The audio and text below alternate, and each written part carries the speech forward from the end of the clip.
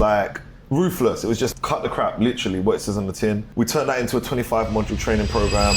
What product did you get into then? So my bounce back, you could say, was based on two things. So I got involved within a marketing agency who now are huge, Tyra Creative. They're like really big marketing agency in Dubai. They, for me, are like, when it comes to branding and marketing, for me, they're the benchmark, like, especially in Dubai. So I got involved as a creative director. The owner's a really, really good friend of mine. That was like my first sort of, not so much financial get back, but it was like, you know, like people like us, we have to be working on something. Yeah. So I feel like it was getting my creative juices flowing. It got me back in the mix. It gave me hope again, you know, like, and working with Tyra, who's the CEO, was like so good for my mental because, as I say, her business was going strength to strength to strength, and my value was appreciated there.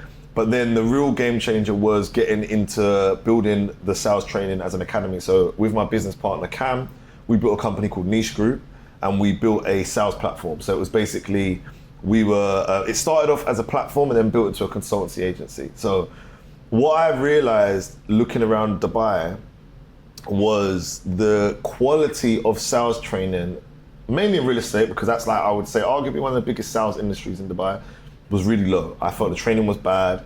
I spoke to a lot of brokers and they was complaining. I noticed that brokers were company hopping like every 3 months. And I looked at the culture of it, like the conversation we've had about like where sales comes from. And I saw a glimpse of it. Like I saw parts where I was like, this seems like what I came from. But then I saw other parts where I'm like, it's lacking that. It hasn't got company culture. It hasn't got good training. It hasn't got, like I said, structure. There's no morning meetings. It's like the things that for me was like, as a 19-year-old, having a morning meeting every day was like sitting down for breakfast every day with your family. Yeah. Like it was such a big thing for me mentally. And you don't realize it at the time, but it really was. It was like motivation every morning and you set the tone.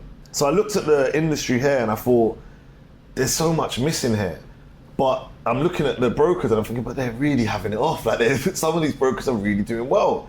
But I'm someone who like, I would never exchange doing well. Like I'm passionate about craft and skill. So even though, yeah, you can shortcut, like I want the skill. Yeah. So repeat it. Yeah, so I always had, like I said, networking I was good at. I had contact with a lot of the owners, just from going out and partying, to be honest, like meeting people out, and like how we just had that conversation where we're from a certain era, it would be the same with other CEOs. Yeah. And I'd meet CEOs and I'd be like, oh yeah, and it takes one to know one sort of thing. You can tell I'm from that era, I can tell you're from that era. They'd follow me, I'd follow them. So I started pitching. I just started saying like, I'll come and train your company. And the doors were closed at first because a lot of companies have got their own internal trainers and they think those internal trainers are good. Yeah. And it's cost effective. But I was more on a vibe of, I'll just come, like let me just come get some content. Few people opened doors. So I ended up starting to go into a few floors and I started training. Did the content, posted it online, word spread, these guys are training, and they're also doing sales training online for anyone who's even not in real estate. So we built what I call CTC, which stands for Cut the Crap. Yeah. Which was a very raw, authentic sales training. It was like ruthless. It was just like, just cut the crap, literally, what it says on the tin. We turned that into a 25 module training program and then we sold that online, effectively e-learning. We spent money on the lead gen. We utilized our knowledge on sales systems. My business partner, Cam, his background was lead gen. And we scaled that into like what became a very profitable business for the last 2 years. And that spread widespread because it was online, so it meant that it was all remote, and then we started placing people into job roles after they had gone through the academy. Got it. Which then naturally turned into recruitment because we realized, well, we're now kind of a recruitment firm. Getting the right kind of people that are hungry to learn and exactly. sell. Exactly. So as that's happening, I thought, well, we could kind of scale this into recruitment. Had conversations with like Guy Last and like the big boys, because whenever I get into something, I like to respect those who have paved the way. Like, you know, some people come in and they're like, who cares? I'm the best. I like to sit down with the people that are the guys who have built this and find out the history. And I sat down with Guy last and he kind of gave me ideas on how this all works. And then started doing the same thing, pitching a few companies on recruitment. And then what ended up happening, which brings you to today, is I pitched One Investments. And the owner of One Investments, CEO Hamid, and the COO, which is Nathan, we just ended up getting on really well. Again, CEO recognized another one. So I think me and Hamid, it was just like, I said a few things and he was like, yeah, I like where your head's at. Could you help us with recruitment? I was like, definitely, because I know what, a lot of recruits, and this is why I give credit to Guy last, because he's been in the game, so he knows what he's looking for. But a lot of recruitment firms have never been in the game.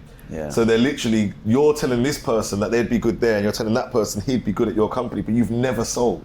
Yeah. How could you tell? And I think with other roles that are like analysts and these kind of roles that are more on paper, yeah, fine, but for a salesperson, you need to know what a salesperson is, right? So we ended up placing some reps with One Investment, and one of them specifically did really well, built a good connection with Hamid, sat down and said, okay, let's do a recruitment company together, did the numbers, and was like, this it doesn't impress us. Like it wasn't, because as you said before, it's a commission role, it's hard to get, you're not getting percentage of a salary, it's not there. It's only a scale where you're gonna... Yeah, so we carried on niche group as it was, consultancy, helping businesses to scale their sales systems, looking at their lead gen. Then, about 3 months ago, I made a decision where I said, you know what? I want in on the real estate game. I'd seen it for long enough. I had trained a lot of brokers in a lot of the big companies as well. Like a lot of those brokers that invest, they would either invest in themselves and buy our course, or they would have joined a lot of my live webinars. So a lot of the brokers in Dubai have had interaction with me. So I started to know them, know the CEOs and hear experience.